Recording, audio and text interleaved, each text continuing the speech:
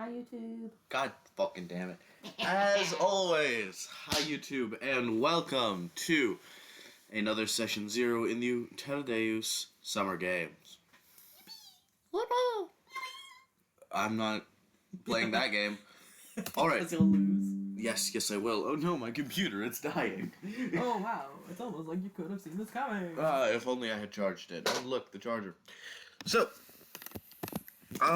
if you could introduce yourself and your character right at the top of things, that would be lovely. I am Vesper, and I am playing Flimmi, a fire genasi that is also a sorcerer, wild magic, and Wild level magic 5 sorcerer. at the moment. Oh yeah, I should pull up the wild magic table. You're gonna suffer.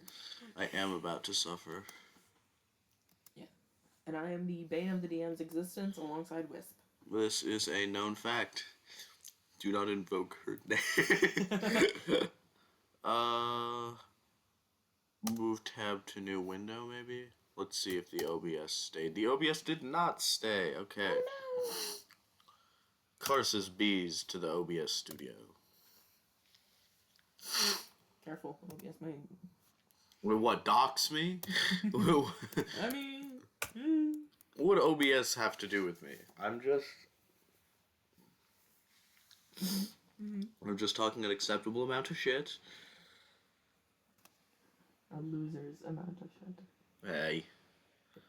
Alright, so most of it is filled out. Most of what? Most of your wild magic table, because I never got around to finishing it. Alright, I still have it open. So Yes. you just gotta hope I don't roll between 45, 48. Yeah, I'm just 50, hoping you don't roll 70, above 30, actually. On a D100. Oh, you're gonna hate it if I roll over Yeah. 30. I'm looking at 33, 34. Looking at all the blank spaces. Not that. Oh, all the horrifically incredible things I put on this wild magic table? So, question, does Fireball count as just fire? Yes. You would not be resistant to this. Aw. Wah. Alright. What the fuck is a Gorble? Gorple? Let me look at that. You summon 2d4 Gorbles under... Oh, they're little monsters. They explode. Oh, yay! They're like bombs! They're like mind flares, except they're really stupid. And they just kind of float ambiently like balloons. They're like, you know, deep sea landmines? Yeah. They're like that. But like yay big. The bombs from Mario? Not quite. You ever seen Finding Nemo? Yeah. You know the scene where they gotta swim through? Like that. It's like that. Oh boy. Yeah. I'm gonna be a hazard. You are about to be a hazard. Because this is whenever I use magic. Yes. Whenever. Speaking of which, could you actually start us off with a roll on your wild magic table? Oh, absolutely I can. Roll a D100, D10. Okay.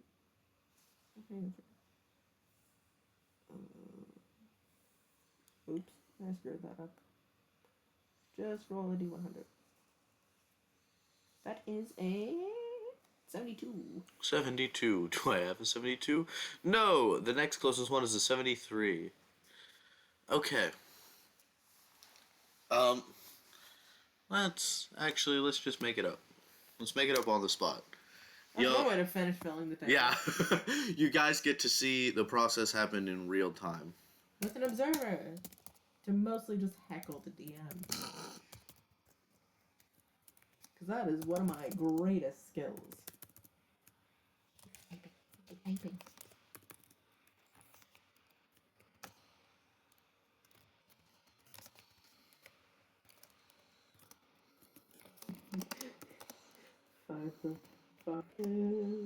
Right? Language.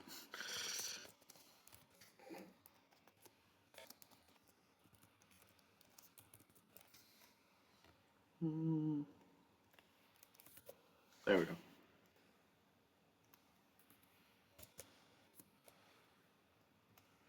Okay. Do you want me to read it out, or do you want to? No, it's fine. We don't need to read them out. The audience will simply have to guess. Ah!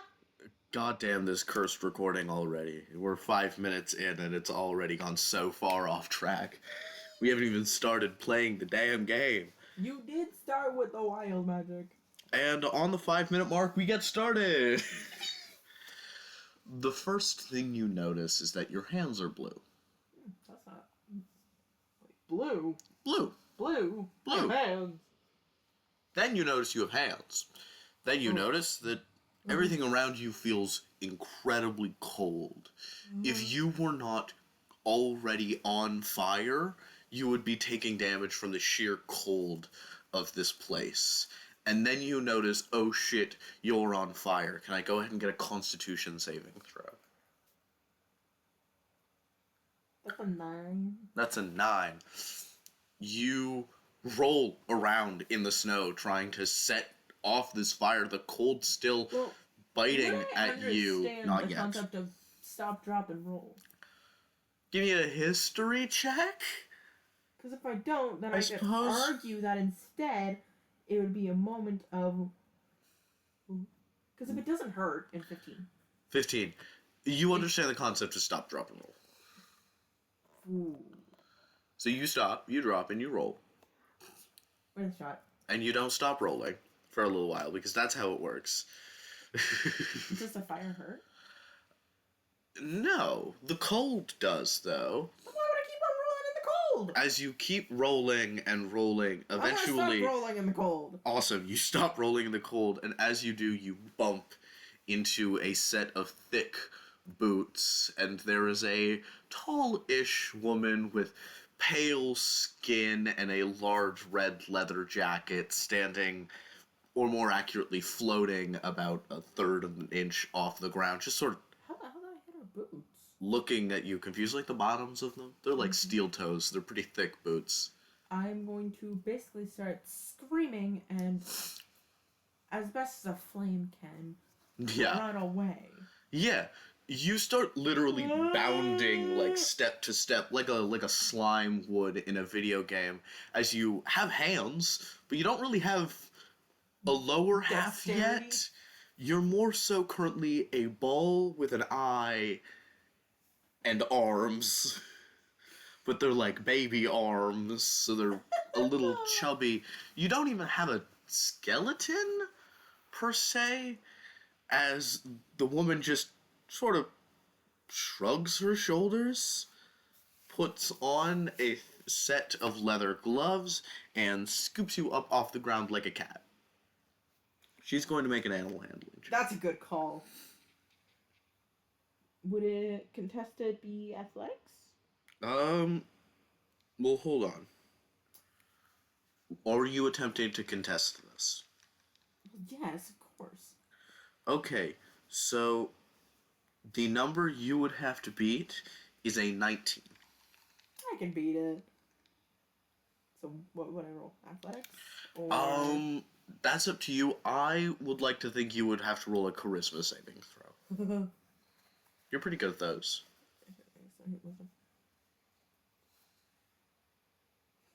So the charisma save is 21. 21 silvery barbs. That's fair. You know who this is. That's in character. Yeah, It's unbelievably in character. Roll again with disadvantage. Fuck you, silvery barbs. That's a nat 1. Delightful. She just picks you up. She's got you in her arms like a cat, and she just kind of coos and soothes you a little, sort of rubbing along the edge of your face there. I have a face!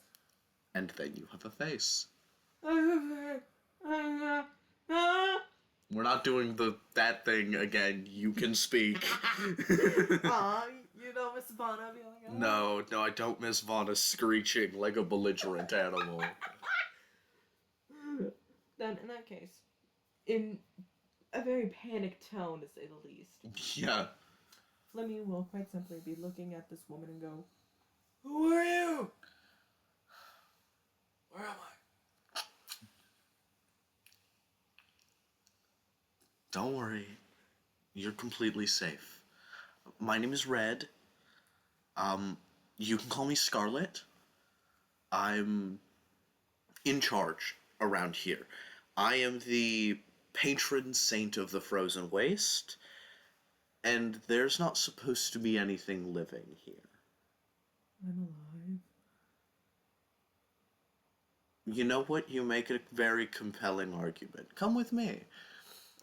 And still in her arms, she turns back, and you see, sort of just touching down, there's a dark-skinned man with curly, like, spiraling tufts of gray hair with these piercing yellow eyes, covered in soot, with like a inventor's cap with a set of goggles on top, landing the largest blimp you have ever seen. Also the only blimp you've ever seen.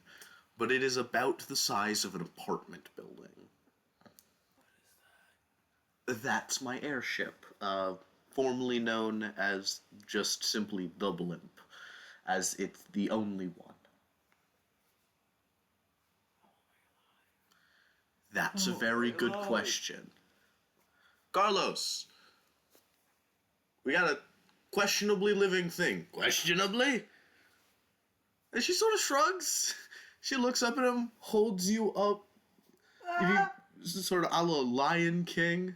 Just sort of right to the sky, and he goes, well, shit! Questionably living. It's at least noisy. What are you? I am a Carlos. Carlos. One and only. And you come onto the airship, to which the red lady immediately snaps her fingers and Carlos disanimates into an inert pile of, porcelain, copper, steel. Just like mechanics. Is that alive? It was. But don't worry, it's not dead. Here. She snaps her fingers, and Carlos reanimates and goes, now, I really hate it when you do that. And she snaps her fingers, and he collapses again. Okay. Welcome to the blimp.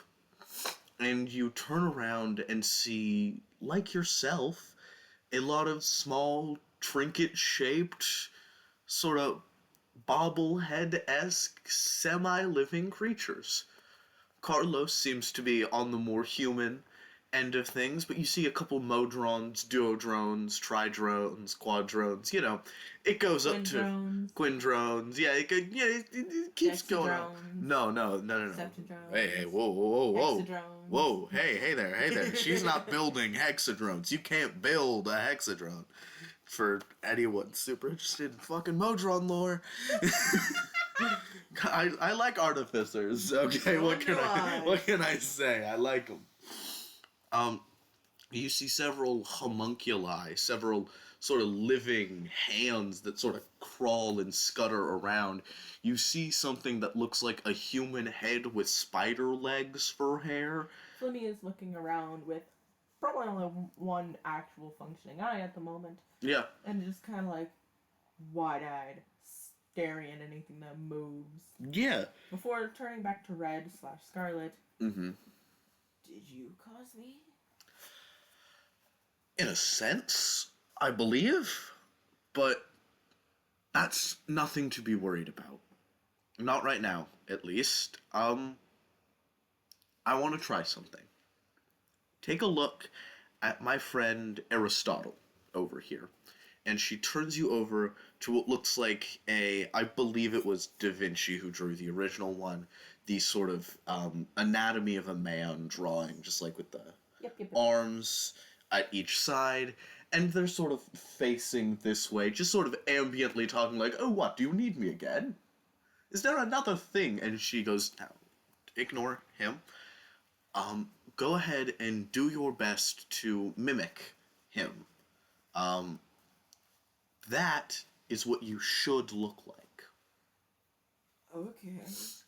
And Flimmi is going to try. Arcana? You can do Arcana. You can do just flat Constitution, if you'd like. Con or con save? I will let you do either. I'll do Arcana. Mm-hmm. Is your Arcana better? Both my Arcana save and my con save my Arcana and my con save are both +5, so that's an 18. Damn! Yeah, I would say at this, you sort of shift slightly, you feel you're sort of like a sphere with a tapered end like a flame would, and sort of at the base where that flame would start a little from the bottom, you feel this sort of core of you kind of stretch downwards as you sprout a neck, and from that burns out a small torso and set of legs. You are roughly the size of a toddler. Roughly human shaped. Roughly human shaped. Still definitely on fire. You are no longer on fire. It is now most accurate to simply say you are the fire. Okay. What would you like to do? And is Flimmi still being held up by Red? No. At this, Red, sort of under the armpits, as you would a toddler, puts you down, looks at you with a kind of haunted expression on her face. If you'd like, you can go ahead and make an insight check. Oh, I would love to. And she just goes, it's actually great to have you here. 22. Is that a crit? No. Okay. What's your fucking insight? +5. God damn it. You just get the sense she really doesn't like children. Like it's something personal in there that you're not getting on something that wasn't a crit. But on that 22, you're getting she's not a huge fan of kids. And while she, normally if some random mysterious magical thing appears, she's all over it. The fact that you are fully sentient means you kind of immediately get the sense of earning your place here. You've been saved. You're not cold anymore. You're not even hungry or tired or anything. You feel good. It feels warm in here. The place is so thick with magic that of a creature like you that is magic, it's like fueling to be around her. Okay. You get the sense that she just doesn't like you too much yet. Yet. In that case, Flimmi is, upon being set on the ground, going to try and stand. Yeah, go ahead, give me a dex save. Oh, fuck. Not, with disadvantage. Oh, fuck. That's a 4. That's a 3. Well, 5. So 4. You do not. You stand up on your wobbly little baby legs and realize that knees don't work like that. Your arms, which were already the size of a 2 or 3-year-old, as your body grew into a 2 or 3-year-old, your arms are now those of a 6 or 7-year-old, and you completely lose balance and just sort of prop yourself up on your arms. Can I shrink the arms to be back to... Arcana check. Give me another one. This time with advantage, I will say. From Red's silvery barbs, actually. She will give you the advantage on this. That is a 21. Gorgeous. Yeah. You just right back into the ground, and you wobble a bit before flopping down on your butt. But now the arms are the appropriate size. They're the appropriate the rest of length. the body. Yes.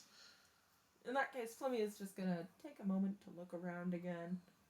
Kind of try and figure out why everything here doesn't...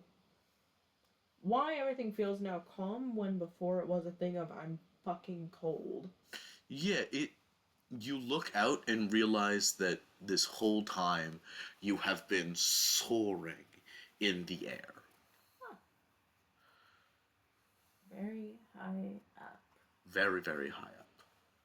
You were a fire genasi, not an air genasi. Do not keep trying to fly. Watch me, Icarus. Icarus who? No, flying has never done anything wrong, ever.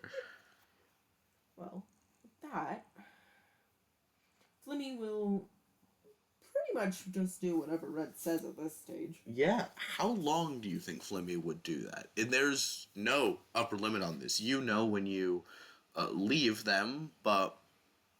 Well, you, the human being, knows that, but Flimmi doesn't. How long do you think Flimmi would want to stay with Red? At least until they are physically able to replicate the age of 6. 6. Okay, I'd honestly say that might be pretty accurate of about 5 to 6 years. Okay. To be able to do. I'll put a cap on 5 years just to keep things simple. But over those 5 years, you are living in the workshop. Red leaves and comes back, but you live on the blimp, which you realize is far bigger on the inside than it is on the outside. Human blowtorch if anyone needs a hand. Yeah, as characters like the pilot, that man with the dark skin and wispy gray hair, and Aristotle, the cutout of anatomy that just sort of ambiently talks. Several of the homunculi and constructed amalgamations of robots. They all form a strange little family. And now Flimmy's part of that. And now Flimmy's part of it. Flimmi is the most human part of this. I will say, over the course of this... No, the pilot is fully robotic. Oh, shit. Other than their face, which is a sort of painted porcelain, the rest of them is a fully kind of like clockwork mannequin sort of... I think they're called clockwork marionettes. Probably.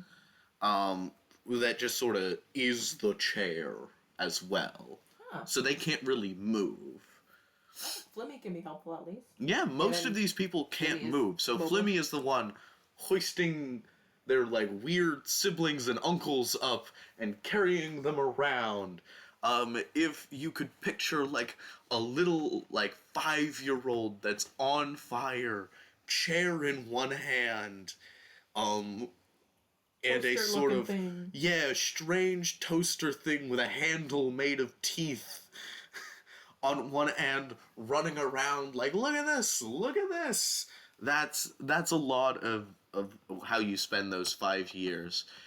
And does anyone teach Flimmi magic by chance? I will say from the innate. Red is teaching you magic. Not a little bit kind of like, oh, you're really... Actually, we'll play that out. You are running around. Chair mannequin in one hand, tooth toaster in the other. As the door opens and you know, you're in a grass-filled plain. You want to go check it out. So you go towards the door, shit. And the red lady sort of... Oh no, Flimmi knows how to swear. Back... Oh god, no. Sort of back of your collar, Are you saying grabs that you... people wouldn't have taught Flimmi swears? Oh, Aristotle swears like a sailor. So Flimmi knows how to swear. Absolutely. I will say then the red lady grabs you by the back collar of your shirt and just chucks you back into the blimp. You crash into some more living drawings that just sort of... Sorry. I guess they don't talk. I guess they go like a pigeon. They're bird drawings, for sure. That was canon the whole time. And you land, and could I get another wild magic search? Oh no. D100, roll motherfucker. Oh no, that's an 88. 88. 88.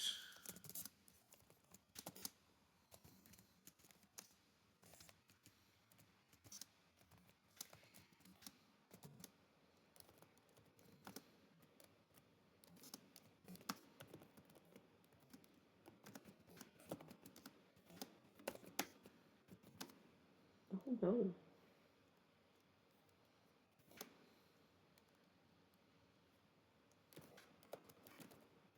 no.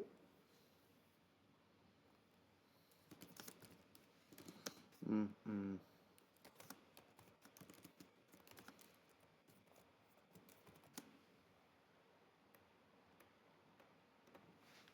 There we go.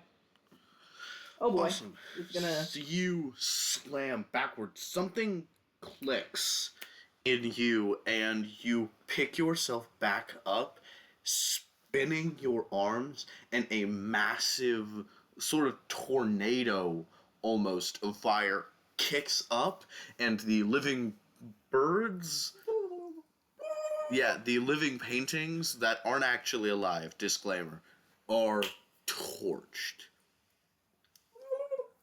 I will say, never, even to this point, have you gotten the sense that the Red Lady appreciates you being here. What do you think your response would be after you have just destroyed her work? Oh, fuck. Is that what you say? Yeah. God damn it. Should have never let Aristotle teach you how to swim. Because I imagine this is like 3, maybe 2-year-old Flimmi. Yeah. And you look over at the Red Lady. She's smiling, which you don't see her do very frequently. Her eyes are wide, sort of red and bloodshot, like they always are, but it seems a little more intentional, and she's just sort of got a weird look staring at you. If you could go ahead and give me an insight check. Okay, that's almost 5. That's impossible. That's impossible. Fuck. 9. 9. She looks happy. She looks very happy with you. And she just goes, "Oh, fuck." Oh, fuck? Hand, here. And she holds her hand up. Higher than you can reach. Flemmi's going to raise up the same hand. Can you cast Firebolt? Can I? You should be able to. I would hope so. If you can't, take Firebolt. It would not be that far down. It would be... Firebolt is a cantrip. Right. Yes, it is. I don't think I have it. No, I do, supposedly. I must have just went past it. Yep, No worries. Yes, I have it. You... A firebolt up into the air. It is about to careen into the blimp, edge of this blimp, and if you know anything about blimps, you'll know how horrible that is. And the Red Lady snaps her fingers and it is dispelled. The smile on her face brimming wide enough for you to see the sharp sets of top and bottom teeth that pepper through her mouth as she just... Yeah. Oh, fuck. And she sort of rolls her arms and cracks her fingers. And she goes, "Thing, whatever you are." Flimmi. Sure, thing. Flimmi. Yeah. Flimmi. Flimmi.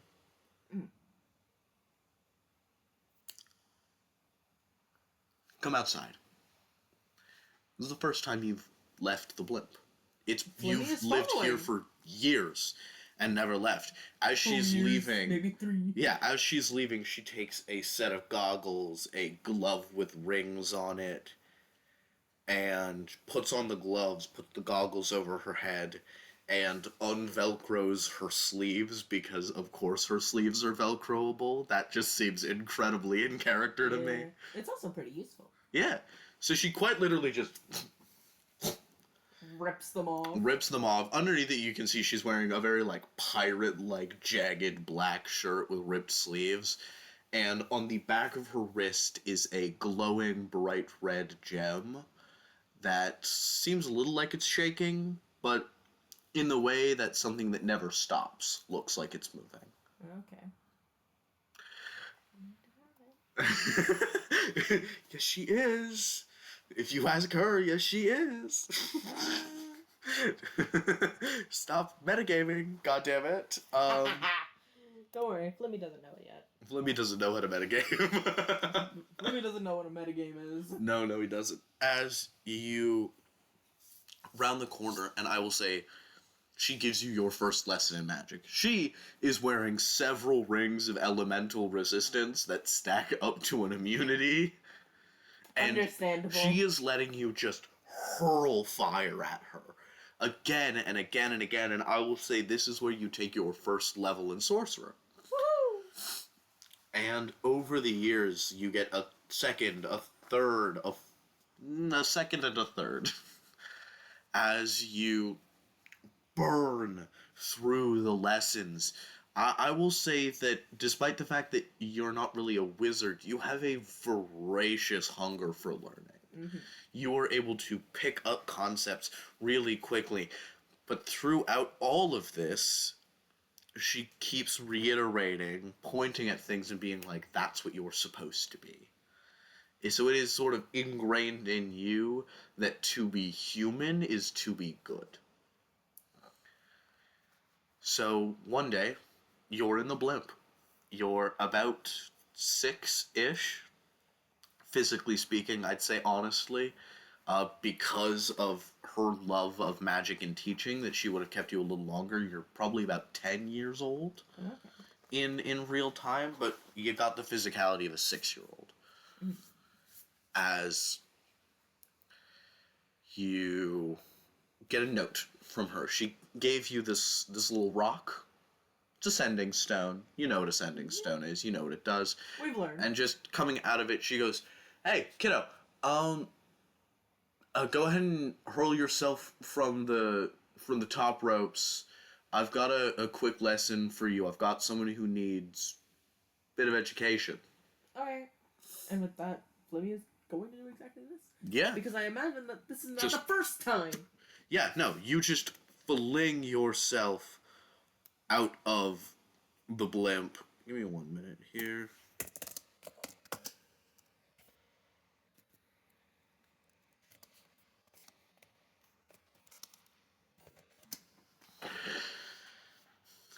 And you careen downwards into the ground, sort of crashing slightly. Fucking crater. A little bit, more like a skid mark in the earth. Ugh. As you watch the blimp sort of fade away. And can you go ahead and give me a perception check with advantage? Oh no. There it is. 18? Yeah, 18. 18. Because you beat the DC of 16, I'm first going to tell you what you don't see. You don't see the Red Lady. You don't see any cities. You don't see any trees. You don't see any water. And you don't see the blimp. What you do see is a small carriage, painted white letters that just say "Good luck." I've been abandoned! I've been abandoned! Hit you with the Bobby Issues speed run, and I'm sorry about that. No, that's fine. Flimmi does not actually say that, however... That's the general sentiment. He He understands that this was conditional. Yeah, and to push the point home, do you pull out the sending stone and try to talk to her? Nope. Awesome. You still feel it dissolve in your pocket. Oh, Flimmi was going to take it out and put it on the ground, leave it behind. Just fully leave it, just like, I'm gone, kind of Message thing. received, bye. Message received, bye. If it takes a minute to dissolve, that is in fact what Flimmi will do. Yeah, it Pretty takes... much as soon as they, like, land, see the carriage, see the writing, and are like... Yeah. Understood. Go ahead and add, I think, 500 gold pieces as starting gold, which is way more than everybody else, and only the case because you are the student of the Red Lady. Starting with 100 gold. Yeah, that's what I said. Only 100. 5. Oh. Oh god, that's a lot. It's a lot. This carriage is just filled to the brim with food and treasure. Well, you know what? At least you got me handled. Yeah, she got you handled. You have a horse, a carriage, well, a mule, and a carriage. The mule is also a homunculus. It's got like a snake tail in there and it's probably gonna big fangs. It's a little fucked up, yeah. Oh, this thing's got a single hit point. She gave you a familiar. And you're moving around. Where do you go? Well, first it'll be probably finding the nearest city to establish where the fuck they are. Well, that I guess Because I assume after talking to the captain, they would actually know, like, the map of sorts. Yeah, you've seen a map of Tettadays. I will say where the party marker is where you are now, okay. Sort of at the edge of the unbridled forest. Okay, good. That also means that in theory, Flimmy would know what direction the next town is in. Yeah. The nearest. You would know that the nearest town/city. Yeah, you would know that the nearest town/city is originally the homes of the manor estate Galore, which is just the Galore family is they're humans, they're half orcs, there are a lot of half species. They come from humans, but we're very encouraged to sort of find and bring back magic. So you know them to be not a terribly kind bunch of people, but you're magic and they like magic. So basically, use them. Yeah. Which that is something that Flimmy will intend. Flimmy will encroach on the area. Mm-hmm. Be looking around, Yeah, go ahead, give me a perception check. What the fuck is it? I swear to God, every time. There we go. Ooh, nat 20. Ooh, gorgeous. I will say the first thing you see is where the house was. Ooh, burn, baby, burn. Nope. Where remains only the jutted angles of plumbing pipes, now pouring water into a small crater. Sinkhole? There is absolutely nothing here. As if somebody were to simply snap their fingers and the house and ground it sat upon was erased. Is there a hole? There's a slight divot in the ground, maybe like a ditch. Okay. It looks honestly a lot like water erosion. Like if someone could just control and manipulate water, just sort of picked the house up.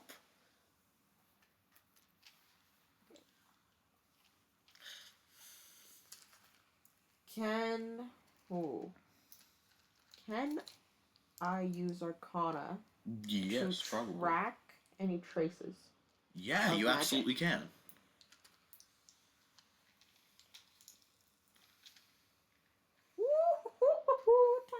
24, nice.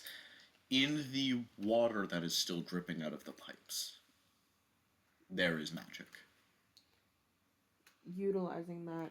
Because I'm going based off the assumption of someone picked up the fucking house and off the house go. It and grew off legs. The house went. Yeah, kinda. But with water. What with water? That's the assumption. It's more like if you were to, let's say, fill a sink with water, put a cup, an empty cup, in that sink, and then someone were to somehow pick up the water but not the sink. Okay. To move the cup. Okay, yeah. Basically, my goal is to trace the magic that lingers in the water, see if there's a trail that is left, like, in the air, on the ground. Yeah. Give me a survival check. Okay. We're going straight into tracking here. Yeah, just actual tracking. There's a magical aspect to it, but it's mostly tracking. Fuck. 7. That leads you sort of down here. You follow the magic that runs through this place, and as you're sort of sniffing it out and following, you quickly catch a different font of magic. Oh. You stop catching this sort of bizarre, watery sort of... It almost feels like you're following sparkles on the ground, and you can't tell where you lost it and picked up this other thing, and it feels a little more like you're being led, but you are brought to this hut by this magic in the earth itself that feels like swimming roots. I am going to say that Flimmy's going to make sure that the mule, homunculus, and the carriage is following behind. Yeah, no, you have that until you don't. Okay. In that case, I want to do an investigation check and see, like, what can I gather from the outside of the house? What would that be inside? Perception. And it's just sort of like a tent kind of hut. It's pretty small. Fuck. That one.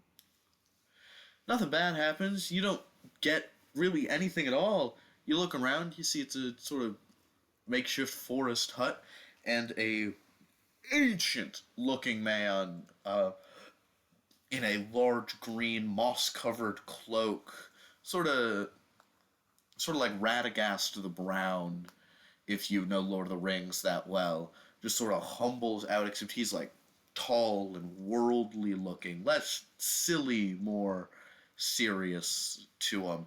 And he just goes, Thing, what are you? Why? You're in my house. I'm not in your house. I'm looking at your house.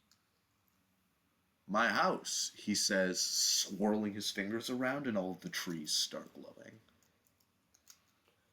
Holy fuck. That is in character. Flemmi goes, holy fuck. He goes, holy fuck. God damn it. What have I done? God damn. Randomly named NPC for the win. Someone has to teach Flimmi how to swear. Someone has to teach my characters how to swear. God, I hope not. It was Jacques the first time, and now this. What? And he just goes, No matter, child, no matter. Come, I'm about to have dinner. There was a creature kind enough to meet its end. Ah, murder. Not quite. It's hunting. Ah, died. Whatever you appease it to be. Doesn't matter. Well, that's where you are most definitely wrong. The dead matter immensely. Really? Always. I mean, the things they can that come back. Takes a considerable amount of effort for that, and some people would just rather stay dead. It is up to them, I believe, and if possible, I think all things should be given the choice to live and die as they please. Who are you? You may call me the Hermit. Hermit. The Hermit, yes. Okay. Like red. See his eyes widen as a moment of realization is seen. And he just goes, Yes, our dear Scarlet. Are you all right? I'm whole. Better than most can say. You know? He opens his cloak, and you see a sort of like shriveled burn mark stretching from the bottom of his armpit down to the beginning of his waist. You are not meant to be on fire. I wasn't meant to be on fire at all, no. I made the mistake of challenging her to a duel, and well, let's just say I won't be making that mistake again. Why did you? We had a disagreement. When? Years ago, now. Can't quite remember what it was about. Possibly, something to do with her domains. Ah, like the Arctic. Frozen. Yes. The waste.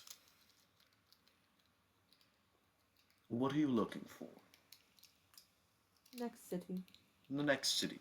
Well, the Kingdom of Mai is not due to be set up for a few more years. They're still getting all their building equipment in order, but I know of a traveling circus, if you are capable of performing.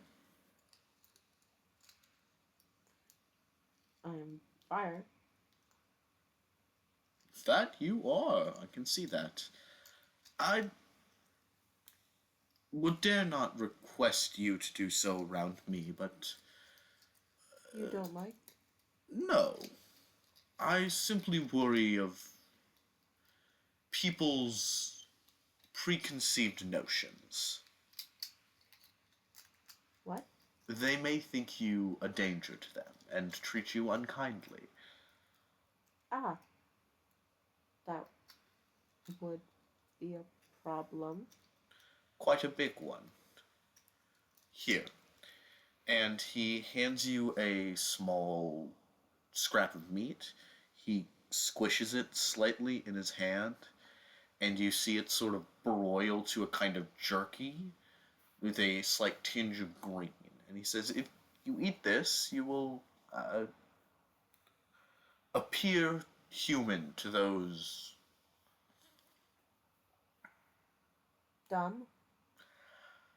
Uh, it's not wrong, but not right either. Those ill-fitted to see what you really are.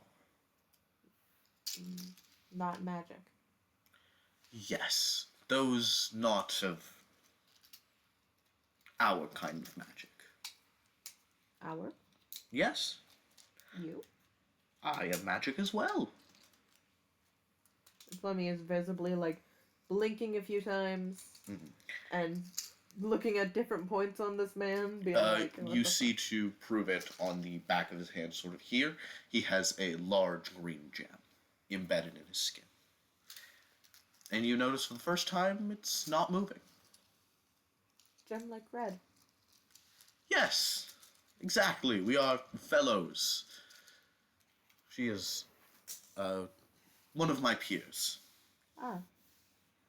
In that case, Flemmi is going to be taking that jerky and eating it. Yeah, you eat it, and it has been sort of cursed with an alter self.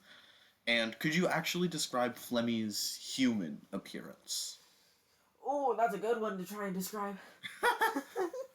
So I would imagine it is a very basic human appearance. It's meant to be losable in a crowd.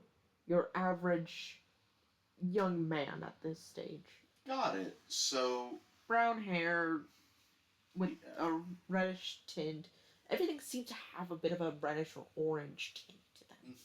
There's, like, at the end of their fingertips, things seem more yellow.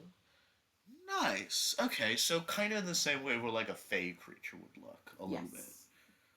But along things like the inside of the wrist, where the veins are known to be very visible, that is where, instead of it being blue like you would expect for a vein, it is a deep red with almost blackness to it, more akin to lava, that is just actively sifting through. Hideous. I love it. And with this, he nods in the very same way Red did, but with the other hand, snaps his fingers. His hut shrinks back into the ground, the glow of the trees, deafening, being simply swallowed by the sort of black of night. And he vanishes in a puff of autumn leaves. Hermit. As you see the short, stout man, quite tall for a dwarf, maybe around 5'8", 5'9", sort of go, whoa, whoa, is that a child over there? So I would assume that Red would have taught Flimmi a few things about things like deception. Oh, most definitely. So, being the fact that this Flimmi will look like an adult eventually, but at the moment looks more like a 6-year-old. Yeah. Is going to look up, eyes wide, and forcing them to look a little bit watery and go, "Hi? Are you all right there, dear boy? Where am I?" You're in the unbridled forest. We're a traveling circus. Do you know where your parents are? No, they were with me on the cart, but then night came and they went to go make camp and then they're gone. Give me a deception check. I'm gonna have this guy make a charisma save at disadvantage. 20. Oh my Dirty god. 20. Okay, and that's gonna mean the DC. If he crits on this, that'd be hilarious. 9.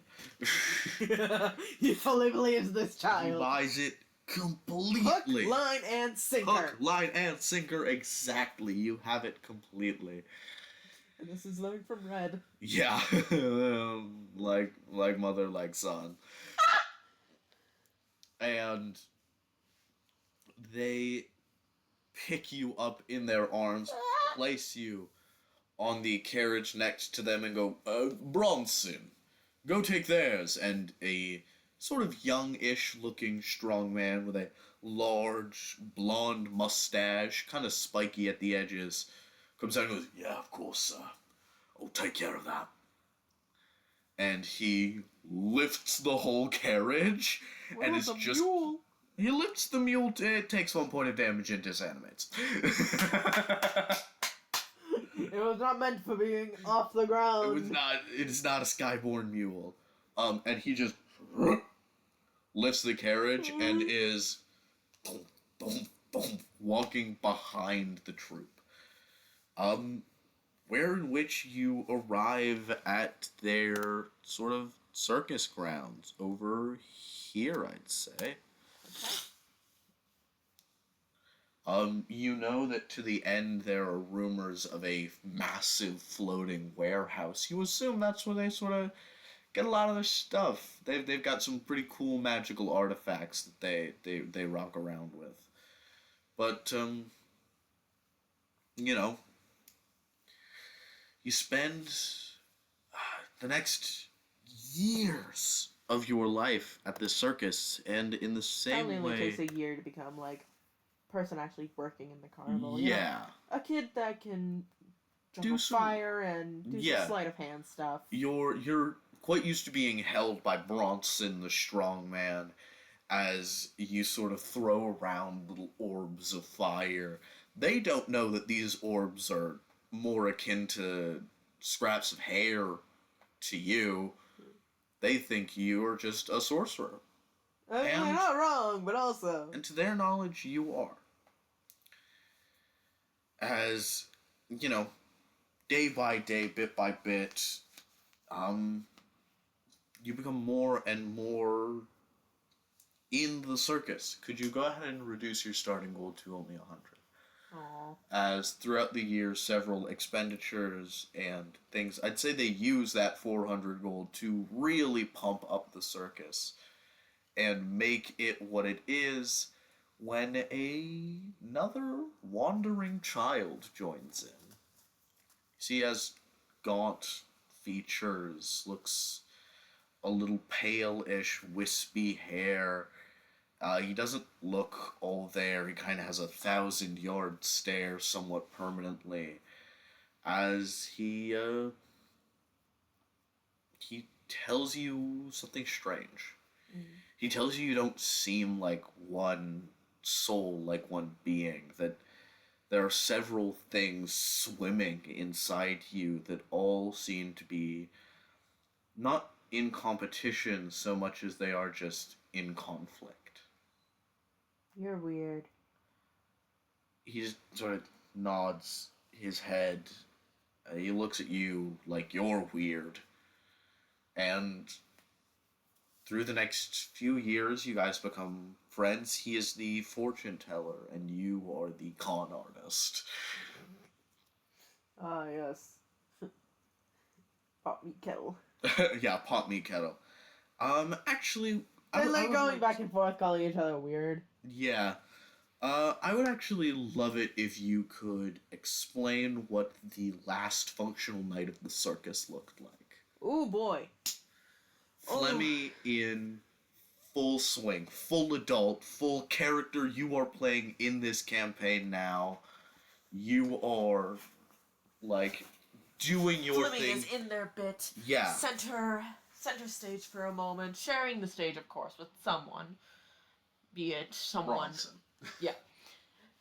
Being either thrown about while making flames dance in the sky as if there's stars inside, with the few that just sort of tickle the edges of danger.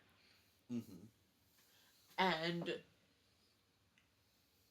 while their part doesn't last forever, and they eventually step off to allow for another main act. Yeah. Don't fall. I'll be fine. Yeah, right. Flimmi will end up taking a walk outside. Yeah. Quite simply, taking a breather from being around people, taking a breather from having to act different. Yes. As the time has gone on, I'm sure the circus members have noticed that initial child of human proportions. Well, that and the specific behavior of a lost child, much quicker than anticipated, turned into that of someone who's very monotone, usually. Yeah. With not many expressions, not really reacting to much, doesn't seem to be fazed by really anything. You can show Flimmi the weirdest magical artifact that a circus has, and they're not gonna flinch. Barely bat an eye, and just start rattling off some things like, oh, that'd be good for this and that, but it wouldn't be great for this, or it would have conflicts with this. Yeah, and it's almost always right, I'd say. As you take your moment, you take your time to breathe, to be apart from the wildness of the circus, of that life. And you come back to your tent. And I will say the last customer the circus ever got was a pale-skinned man in a black robe coming into the games tent. What is your little spiel? How would you introduce yourself to a customer? With a deep breath, Flimmi turns around, has the kindest smile I can. Hello! Welcome, welcome, welcome! How can I help you today? Are you interested in any of our games? Would you like to try your luck? Well, I find myself quite lucky quite frequently. Oh, wonderful, wonderful! Oh, that sounds lovely. Please. Only if you go, if you want to have access to it all. Oh, so many rounds. Gold. Well, how about just for the one? Oh, just for a round, it'll only be a copper. Just a quick copper piece. Here, take a silver. And he just flicks it to you calmly and carefully. Flimmi will be catching that. Yeah. And inspecting it. It's a normal silver piece. Go ahead and add it to your inventory. Thank you very much. Yeah. You can get actually paid.